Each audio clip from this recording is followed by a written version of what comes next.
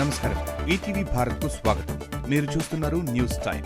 రాష్ట్రంలో 6 గ్యారంటీల అమలు కోసం కేబినెట్ సబ్ కమిటీ ఏర్పాటు చైర్మన్ గా భట్టి విక్రమార్క, సభ్యులుగా శ్రీధర్ బాబు, పొంగులేటి నియామకం. అర్హులందరికీ పథకాల ఫలితాలు అందేలా చూడాలని సీఎం రేవంత్ రెడ్డి ఆదేశం.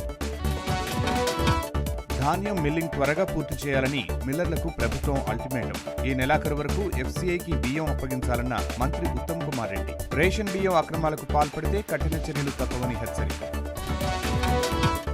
జీహెచ్ఎంసీలో పనిచేసే పారిశుద్ధ్య కార్మికురాలికి అనూహ్య గౌరవం. 22 ఏళ్లుగా నిబద్ధతతో విధులు నిర్వర్తిస్తున్న నారాయణమ్మ. ఆమె సేవలను గుర్తించి గణతంత్ర వేడుకల పరేడ్కు ఆహ్వానం పంపిన కేంద్రం.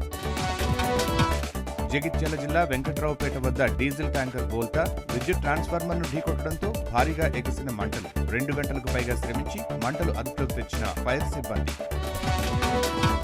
తమిళనాడులో మళ్లీ దంచి కొడుతున్న వర్షాలు. ఈశాన్య గాలుల ప్రభావంతో భారీ వానలు, జలమయమైన లోతట్టు ప్రాంతాలు, పలు జిల్లాల్లో పాఠశాలలకు సెలవు. ఈ నెల 17న అయోధ్యలో తలపెట్టిన శ్రీరాముని విగ్రహ ఊరేగింపు రద్దు. విగ్రహ ఊరేగింపును రద్దు చేసిన రామజన్మభూమి తీర్థక్షేత్ర ట్రస్ట్. అధిక రద్దీ భయంతో నిర్ణయాన్ని వెనక్కి తీసుకున్నట్లు ప్రకటన. అయోధ్య రాములోరికి అత్తగారింటి నుంచి అందమైన కానుక.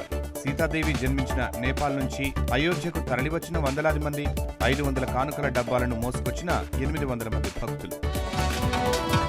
యంగ్ టైగర్ ట్యాగ్ మార్చుకున్న junior NTR. Man of masses గా ఎన్టీఆర్ కొత్త tag line. Devara movie glimpse లో అఫీషియల్ గా ప్రకటించిన చిత్ర బృందం.